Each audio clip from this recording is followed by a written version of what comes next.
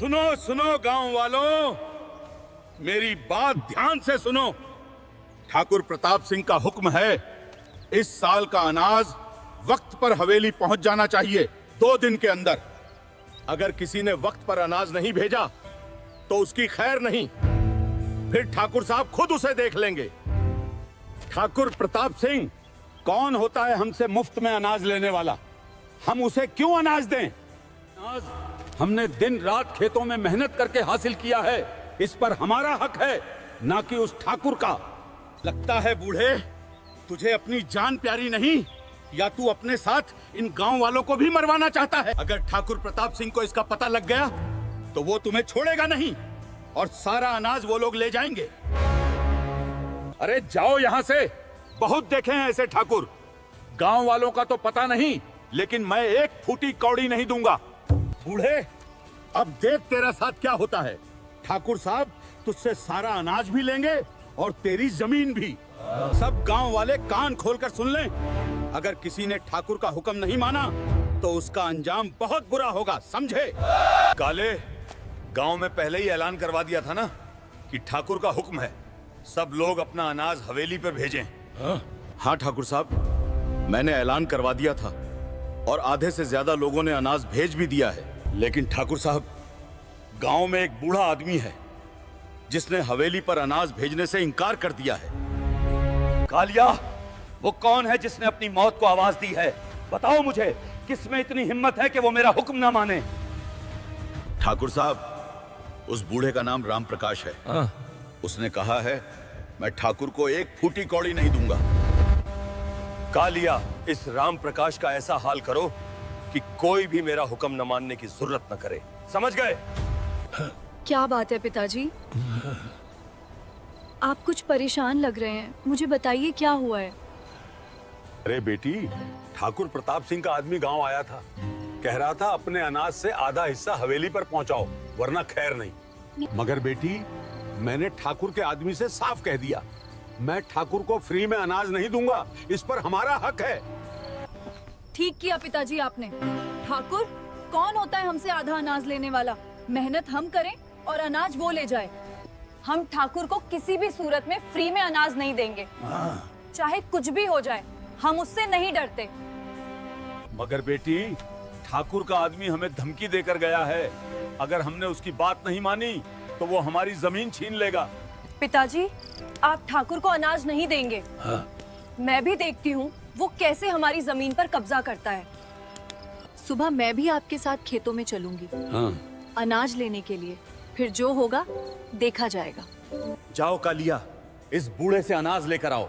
अगर मना करे तो साले का वो हाल करो कि चलने फिरने काबिल न रहे। अरे बाबा, इस साल तो फसल अच्छी हुई है। अनाज भी ज्यादा है।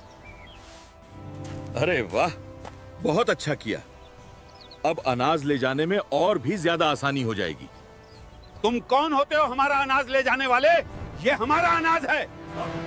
तुम जहां से आए हो वहीं वापस चले जाओ।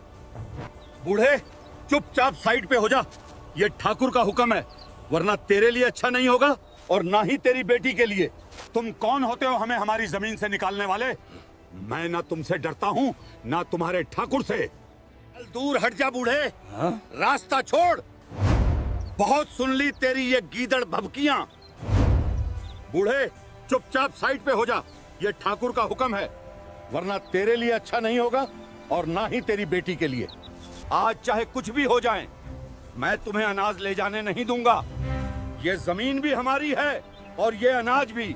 लगता है बूढ़े तू ऐसे नहीं मानेगा।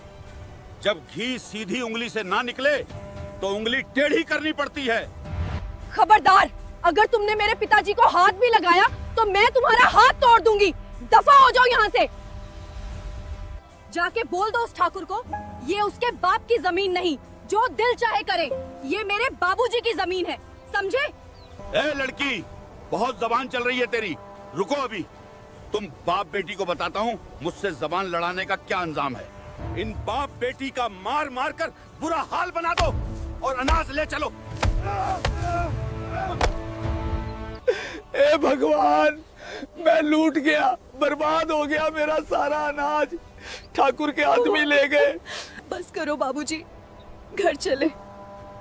मैं आज ही थाने में उस ठाकर प्रताप सिंह के खिलाफ रिपोर्ट दर्ज करवाऊंगी। सर, मुझे एक रिपोर्ट दर्ज करवानी है, वो भी ठाकर प्रताप सिंह के खिलाफ। अरे लड़की, तेरा दिमाग ठीक है ना? क्या तुझे अंदाजा है कि तू किसके खिलाफ रिपोर्ट दर्ज करवाने आई है? जी हाँ इंस्पेक्टर साहब, मुझे सब पता है। ठाकर ने हमारी जमीन पर कब्जा करने की धमकी दी है। ठाकर के आदमियों ने मुझे भी मारा और मेरे बाबूजी को भी, और हमारा अनाज भी लेके चले गए। अरे तुम्हें किसने कहा हीरो बनने का? जब सब गांव वाले अनाज दे रहे थे तो तुम भी दे देती, क्या हो जाता?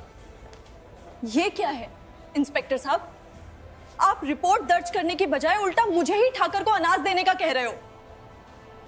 इंस्पेक्टर साहब, आपको शर्म आनी चाहिए। आप कानून के रखवाले होकर भी मदद करने की बजाय ऐसी बातें कर रहे हो। अगर ठाकर साहब को पता चल गया कि तू रिपोर्ट दर्ज करवाने थाने आई है तो फिर तुझे कोई नहीं बचा सकता, समझी? बस कर लड़की, चुप हो जा, ज्यादा ज्ञान मत झाड़। मैं तो कहता हूं हवेली पे जाके ठाकर से माफी मांग ले। इंस्पेक्टर साहब, देश ने यह वर्दी आपको लोगों की हिफाजत के लिए दी है, ना कि उन्हें डराने धमकाने के लिए। इंस्पेक्टर, तुम इस वर्दी से ज्यादा उस ठाकर प्रताप के वफादार लगते हो। कहीं ऐसा तो नहीं तुम ये सब उसी के कहने पर करते हो? तुम इस वर्दी के लायक नहीं हो। तुम जैसे पुलिस वालों की वजह से गरीब लोगों के साथ नाइंसाफी होती है। ए 2 टके की लड़की, अब तू मुझे बताएगी कि मुझे क्या करना है? जा दफा हो जा, नहीं दर्ज करता तेरी रिपोर्ट। अगर तू मुझे दोबारा यहां नजर आई तो मैं तुझे जेल में डाल दूंगा, फिर यहीं चक्की पीसती रहना। जा रही हूं, मगर याद रखना इंस्पेक्टर, अगर मुझे कानून से इंसाफ नहीं मिला तो मैं खुद इंसाफ करूंगी। अरे चल निकल यहां से, जो तुझसे होता है कर लेना। बहुत देखी हैं तेरे जैसी लड़कियां। ठाकुर साहब, एक लड़की आपके खिलाफ रिपोर्ट दर्ज करवाने आई थी। कह रही थी कि ठाकुर के आदमी उनका अनाज ले गए हैं। लेकिन आप फिक्र न करें, मैंने उल्टा उसे ही डरा धमकाकर यहां से भगा दिया है और आपसे माफी मांगने का कहा है। शाबाश मेरे शेर, तुमने बहुत अच्छा किया। तुम्हारी अनाज की बोरियां तुम्हारे घर पहुंच जाएंगी। और हां, मेरी बात गौर से सुनो, मैं उस लड़की और बूढ़े राम प्रकाश का काम निपटाने वाला हूं। कोई भी गड़बड़ नहीं होनी चाहिए, समझे? अरे ठाकुर साहब, आप फिक्र मत कीजिए, आपको जो करना है कीजिए, कोई भी आपके काम में रुकावट नहीं डालेगा। अरे क्या हुआ चंपा बेटी, तुम क्यों रो रही हो? तुम रिपोर्ट दर्ज करवाने थाने गई थी, क्या बना वहां?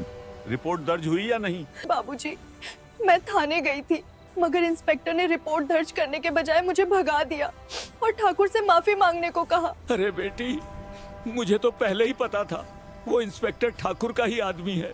भगवान जाने कब हमारी उनसे जान छूटेगी। बेटी, हम गरीब लोग इन ठाकुर लोगों का मुकाबला नहीं कर सकते। मैं तो कहता हूँ चलकर माफी मांग लेते हैं। नहीं बाबूजी, हम उस ठाकुर से माफी नहीं मांगेंगे, कुछ भी हो जाए, बल्कि हम उसका मुकाबला करेंगे। चलो चलते हैं। आज मैं उस राम प्रकाश और उसकी बेटी को बताता हूँ कि ठाकुर के खिलाफ जाने का क्या अंजाम होता है।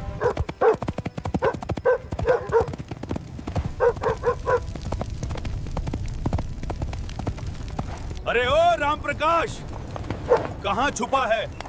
बाहर निकल, देख कौन आया है। लगता है बेटी बाहर ठाकुर प्रताप सिंह आया है। चलो चल के देखते हैं।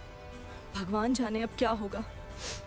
हाँ रे बूढ़े, तेरी इतनी हिम्मत कि तू मेरा हुक्म ना माने और मेरे खिलाफ रिपोर्ट दर्ज करवाने थाने तक पहुंच जाए। और क्या कहा था कि हम ठाकुर को अनाज नहीं देंगे, और ये ठाकुर के बाप की जमीन नहीं।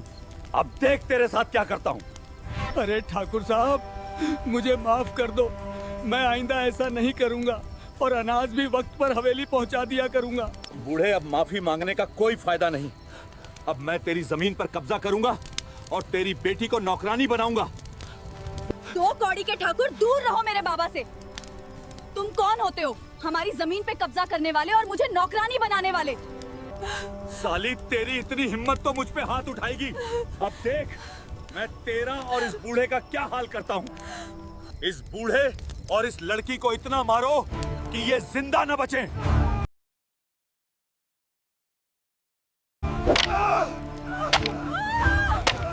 बूढ़े के घर को जलाकर राख कर दो और फिर चलो, हम जा रहे हैं।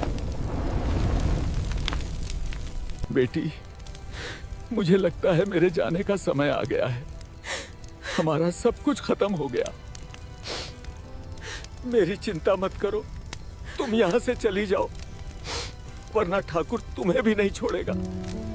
ठीक है बाबूजी, अभी तो मैं आपके कहने पर जा रही हूँ, लेकिन ठाकुर को नहीं छोड़ूंगी। ये मेरा वादा है आपसे।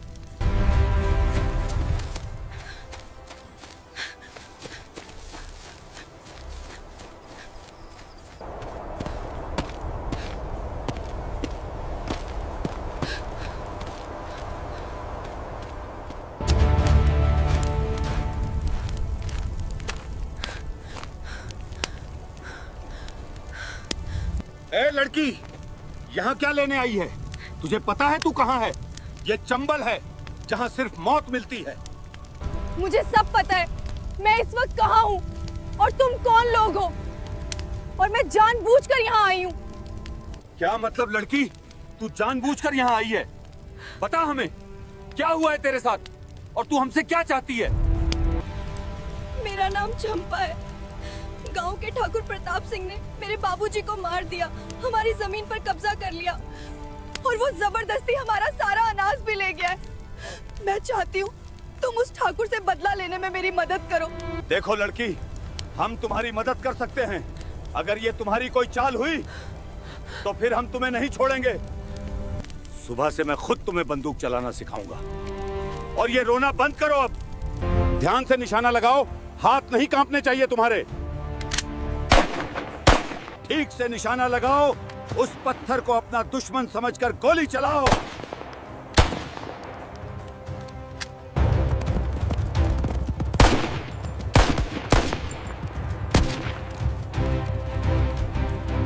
चंपा, अब ये तुम्हारी नई पहचान है।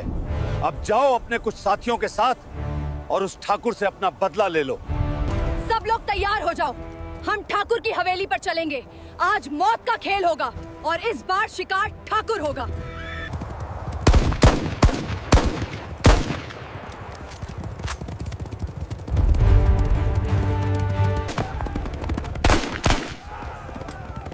अरे चंपा लौट आई है और उसके साथ डाकू भी हैं। लगता है ये ठाकुर से बदला लेने के लिए जा रही है।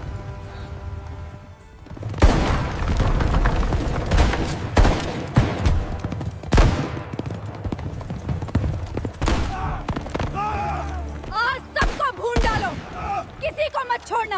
आज इस हवेली को लाशों से भर दो।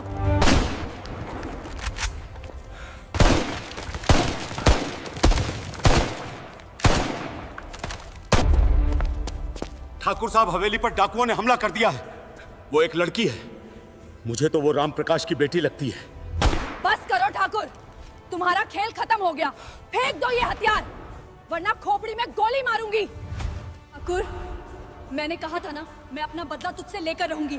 और देख, आज मैं अपना बदला लेने के लिए तेरे सामने खड़ी हूँ। चंपा, मुझे माफ कर दे, मुझसे गलती हो गई। मैंने तुम्हारे साथ और तुम्हारे बाबूजी के साथ बहुत बुरा किया है। ठाकुर, अब तुम्हें माफी नहीं बल्कि सजा मिलेगी अपने किए की। और तुम्हें गांव के चौराहे पर मारूंगी। चल मेरे साथ। तू सोच भी नहीं सकता अब क्या होने वाला है। अब तू कहीं नहीं जाएगा, तेरे किए की सजा तुझे मिलेगी। देखो गांव वालों, यही वो ठाकुर प्रताप है ना जिससे तुम सब लोग डरते हो। देखो इसका क्या हाल किया है मैंने। देख ठाकुर, ये वही गांव वाले हैं जिन्हें तू कीड़े मकोड़े समझता था, और अब तू उन्हीं के सामने जमीन पे बैठा है। आगे बढ़ो गांव वालों और ले लो अपना बदला इस ठाकुर से, और इसको इसकी औकात दिखा दो।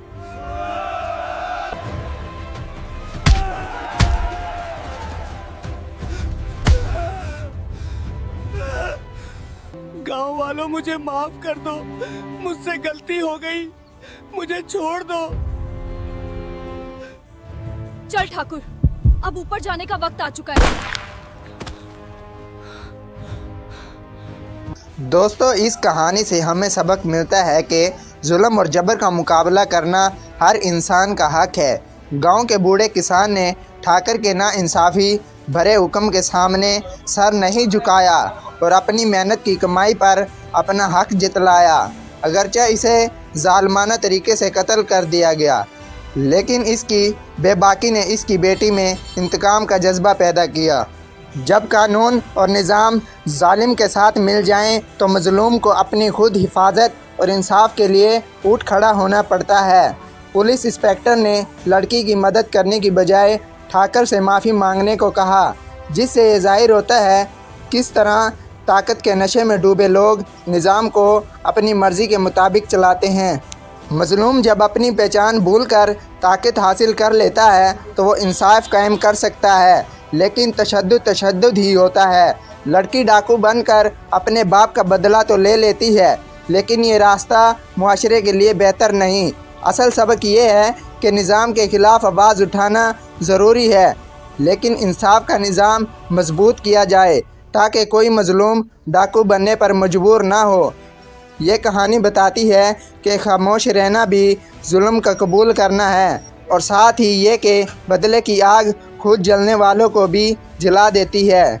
ये कहानी मुकम्मल तौर पर फ़र्ज़ी है, इसका हकीकत से कोई ताल्लुक़ नहीं। अगर आपको ये हमारी स्टोरी अच्छी लगी हो तो हमारे YouTube चैनल को सब्सक्राइब करें और